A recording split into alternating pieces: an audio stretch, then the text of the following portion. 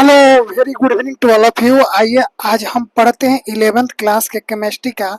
आज दूसरा क्लास है, ठीक है जी। हमने बेसिक पढ़ लिया था पदार्थ की अवस्थाएं के बारे में, ठीक है। आज हम एक बार पढ़ते हैं पदार्थ की अवस्थाएं। तो मैंने पढ़ लिया था कि पदार्थ के 5 अवस्था होते हैं: ठोस, द्रव, गैस, प्लाज्मा, बोस, आइंस्टीन, ठीक है जी। अब हमने पढ़ा था तत्वों को 3 वर्गों में बांटा गया है। धातु, धातुओं की संख्या 93, अधातु 18 है, जबकि उपधातु कितने हैं जी? 7 है। और ये समांगी पदार्थ है। यौगिक में हमने पढ़ा था कार्बनिक और अकार्बनिक। इसके बाद में रासायनिक अवस्था में अशुद्ध पाए जाते हैं। अशुद्ध में मिश्रण होता है। मिश्रण कितने प्रकार के होते हैं? 2 प्रकार के होते हैं, समांगी और विषमांगी, ठीक है। आज हम पढ़ते हैं, सबसे पहले समांगी पदार्थ में पढ़ेंगे तत्व, उसके बाद में यौगिक को पढ़ेंगे। तत्व यानी एलिमेंट, वह पदार्थ जिसे भौतिक या रासायनिक विधि से तोड़ा नहीं जा सकता है। वह पदार्थ जिसे भौतिक या रासायनिक विधियों से तोड़ा नहीं जा सकता है, तत्व कहलाता है, ठीक है जी। तत्व कहलाता है। अभी तक ज्ञात तत्वों की संख्या कितनी है? 118। तो प्राकृतिक में कितने तत्व पाए जाते हैं? तो 1 से 92 तक का। संश्लेषित कितने हैं? 93 से लेके 118 तक। 1 से लेके 92 तक प्राकृतिक होते हैं तत्व, जबकि संश्लेषित कितने हैं? 93 से लेकर 118 तक, ठीक है जी। तत्व के कुछ गुण हैं, उन गुणों के बारे में हम चर्चा करेंगे। तत्व को 3 वर्गों में बांटा गया है। तत्व को 3 वर्गों में बांटा गया है। क्या क्या जी? धातु, अधातु और उपधातु। तो धातु किसे कहते हैं? वे तत्व जो इलेक्ट्रॉन त्याग कर धनायन बनाते हैं। वे तत्व जो इलेक्ट्रॉन को त्याग कर धनायन बनाते हैं, ये मेटल कहलाते हैं, यानी धातु कहलाते हैं। धातु जैसे सोना होगा, सोना का संकेत होता है Au चांदी, Ag तांबा, Cu कपर इत्यादि। अधातु किसे कहते हैं? वे तत्व जो इलेक्ट्रॉन ग्रहण कर कर ऋणायन बनाते हैं। वे तत्व जो इलेक्ट्रॉन ग्रहण करके ऋणायन बनाते हैं, नॉन मेटल कहलाते हैं, यानी अधातु कहलाते हैं। उदाहरण 6 अक्रिय गैस। कौन कौन है? 6 अक्रिय गैस क्या होते हैं? अधातु है। कार्बन, नाइट्रोजन, हाइड्रोजन सब ये क्या हो गए? अधातु है। उपधातु किसे कहते हैं?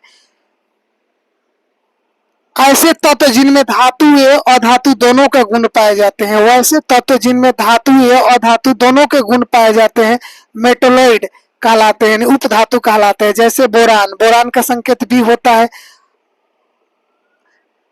Silicon Si, germanium Je, arsenic As, antimony Sb, deuterium Te, polonium PO। आइए इसके बाद में हमें पढ़ना है, हमने धातु तो पढ़ लिया, अब मिश्र धातु के बारे में कुछ चर्चा कर लेते हैं। जब 2 या 2 से अधिक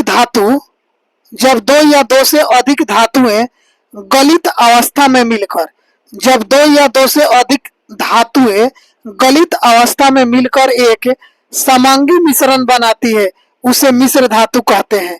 जैसे स्टील हुआ, पीतल हुआ, कंसा हुआ, मुद्रा हुआ, ये मिश्र धातु के उदाहरण है। चलिए जी अब पढ़ते हैं, एक बार रिपीट कर लेते हैं। चलिए,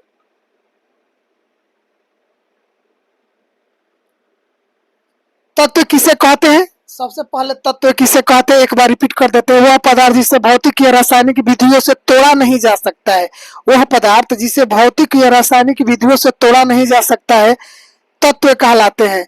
अभी तक ज्ञात कितने तत्व हैं? 118 है। प्रकृति में कितने तत्व पाए जाते हैं? तो 1 से 92 तक प्राकृतिक में तत्व पाए जाते हैं, लेकिन कुछ संश्लेषित तत्व भी हैं, वो 93 से लेकर 118 तक।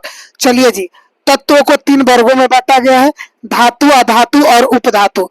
तो धातु किसे कहते हैं? वे तत्व जो इलेक्ट्रॉन त्याग कर धनायन बनाते हैं। वे तत्व जो इलेक्ट्रॉन त्याग कर धनायन बनाते हैं धातु कहलाते हैं। जैसे सोना, चांदी, तांबा आदि हो गए, ठीक है। अधातु वे तत्व जो इलेक्ट्रॉन ग्रहण कर इनायन बनाते हैं, वे तत्व जो इलेक्ट्रॉन ग्रहण कर इनायन बनाते हैं, यानी ये दूसरे से लेते हैं, जो देते हैं वो धातु, जो दूसरे से लेते हैं वो अधातु। जैसे अक्षय अक्रिय गैस होते हैं, कार्बन, नाइट्रोजन, हाइड्रोजन, हीलियम, ये सब क्या हुए? अधातु। उपधातु किसे कहते हैं? कि जिनमें धातु और अधातु के दोनों के गुण पाए जाते हैं। वैसे तो जिनमें धातु और अधातु दोनों के गुण होते हैं मेटोलाइड यानी उपधातु कहलाते हैं।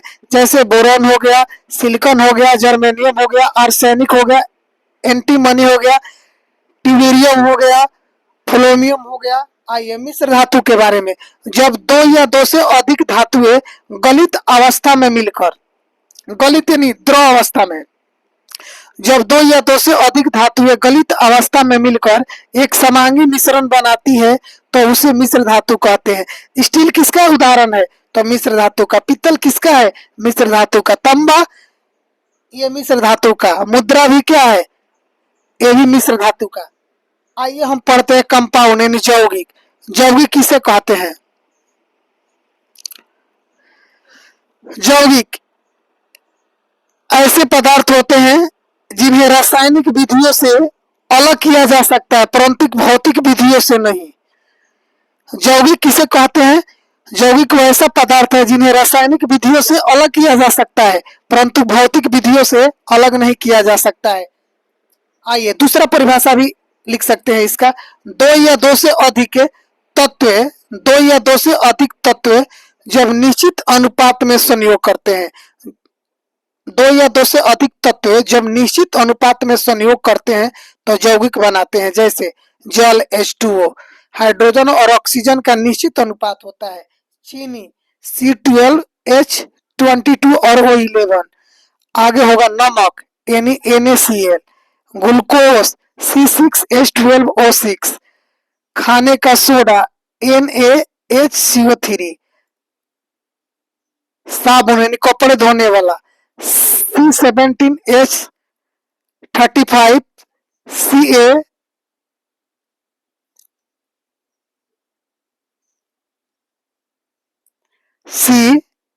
COONA, नहाने वाला, नहाने वाला वहां पर नहाने वाला C17H35COO क्या हो जाएगा? यहाँ पर पोटेशियम होता है और वहां पर सोडियम होता है नहाने और धोने वाले में। आइए हम पढ़ते हैं मिश्रण, मिक्सचर। जब दो या दो से अधिक के अवयव यानी घटक इस प्रकार जुड़ते हैं कि अवयव के गुण परिवर्तित नहीं होते हैं तथा बना नया पदार्थ अपने अवयवों के सभी गुणों को प्रदर्शित करता है तो बना नया पदार्थ मिश्रण कहलाता है। मिश्रण का अर्थ है मिक्सचर, ठीक है। जब दो या दो से अधिक अवयव इस प्रकार जुड़ते हैं कि अवयव के गुण परिवर्तित नहीं होते हैं तथा बना नया पदार्थ अपने अवयवों के सभी गुणों को प्रदर्शित करते हैं तो बना नया पदार्थ मिश्रण कहलाता है। मिश्रण दो प्रकार के होते हैं। मिश्रण कितने प्रकार के होते हैं? दो प्रकार के होते हैं, समांगी मिश्रण और विषमांगी मिश्रण। समांगी मिश्रण कि ऐसा मिश्रण जिसमें उपस्थित अवयवों को अलग अलग देखा नहीं जा सकता है। समांगी मिश्रण ऐसा मिश्रण जिसमें उपस्थित अवयवों को अलग अलग देखा नहीं जा सकता है, अर्थात दोनों अवयव एक दूसरे में पूर्ण रूप से घुल मिल जाते हैं। जैसे नमक का घोल, चीनी का घोल, ठीक है जी। यानी प्रावस्था पूरा मिश्रण एक समान दिखाई देता है। समांगी मिश्रण को विलयन भी कहा जाता है। समांगी मिश्रण को क्या कहा जाता है? विलयन भी कहा जाता है। जो विलय ये विलायक से मिलकर बनता है। समांगी मिश्रण का निर्माण कैसे होता है? जो विलय और विलायक से मिलकर होता है। चलिए जी, विलय और विलायक के बारे में जानते हैं। विलय मात्रा कम होता है जो घुलता है जिसका विलयन बनाना है। विलायक ज्यादा मात्रा होता है जिसमें घुलता है जिसमें विलयन बनता है, जैसे हवा। विषमांगी मिश्रण वैसा मिश्रण जिसमें उपस्थित अवयवों को अलग अलग देखा जा सकता है। ऐसा मिश्रण जिसमें उपस्थित अवयव को अलग अलग देखा जा सकता है। परावस्था यानी पूरा मिश्रण एक समान नहीं दिखाई देता है, जैसे पानी और रेत। पानी का H2O और रेत हुआ SiO2, हाइड्रोजन और सिलिका। ठीक है। पानी और कार्बन टेट्राक्लोराइड, पानी H2O और कार्बन टेट्राकास CCl4। आइए अन्य विधियां, भौतिक परिवर्तन और रासायनिक परिवर्तन। तो भौतिक परिवर्तन माने संगठन न बदले, रासायनिक परिवर्तन संगठन बदल जाते हैं। भौतिक गुण पहचान हुए संगठन को बिना बदले मापे जाए, भौतिक गुण पहचान हुए संगठन के बिना बदले मापा जाए। रासायनिक गुण पहचान हुए संगठन के पश्चात मापे जाए। उदाहरण भौतिक में रंग, गंध, गलनांक, क्वथनांक आदि, जबकि रासायनिक गुण अम्लता, क्षारकता, दहनता आदि। कुछ प्रश्न आइए करते हैं। निम्न में से तत्व ए यौगिक को पहचानिए। यौगिक इसमें कौन कौन से हैं? तो यौगिक H2O क्या हो गए? यौगिक हो गए। H2 क्या हो गए? हाइड्रोजन, ये तत्व हो गए। CO2 क्या हो गए? यौगिक हो गए।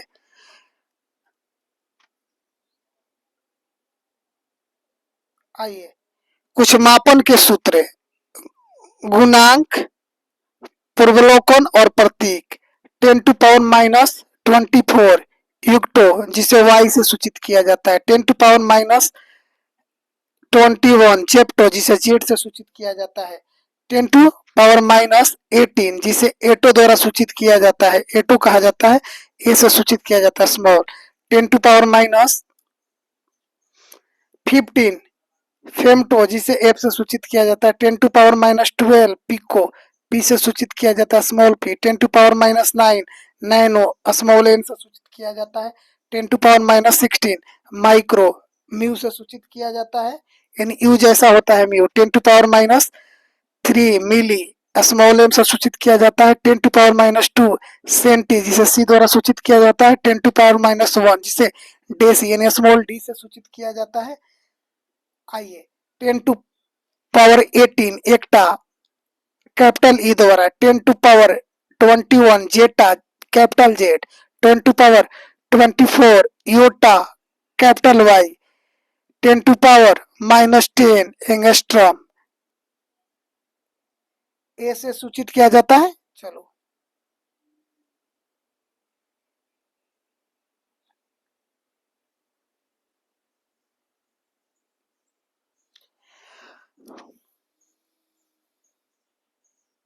तापमान का मापन सेल्सियस पैमाना होता है। डिग्री सेल्सियस 0 से लेकर 100 डिग्री। केल्विन के से सूचित किया जाता है 273.15 केल्विन से 373.15 केल्विन तक। फ़ारेनहाइट 32 डिग्री फ़ारेनहाइट से 212 डिग्री फ़ारेनहाइट होता है। जल का क्वथनांक 100 डिग्री सेल्सियस, जल का क्वथनांक कितना होता है जी? 100 डिग्री सेल्सियस होता है। 373.15 केल्विन होता है और 212 डिग्री फ़ारेनहाइट होता है। जल का हिमांक फ्रीजिंग पॉइंट 0 डिग्री सेल्सियस होता है, जबकि केल्विन में होता है 273.15 केल्विन, जबकि हिमांक होता है 32 डिग्री फ़ारेनहाइट। कहता है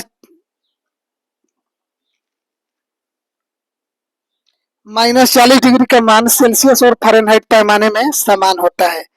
-40 डिग्री का मान सेल्सियस और फ़ारेनहाइट पैमाने में समान होता है। आइए संबंध देखते हैं, रिलेशन।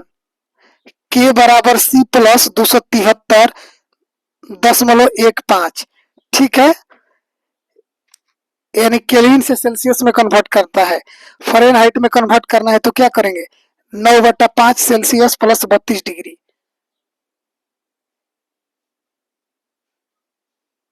आइए अगले चैप्टर में देखेंगे द्रव की कणिका प्रकृति। ठीक है, मिलते हैं अगले वीडियो में।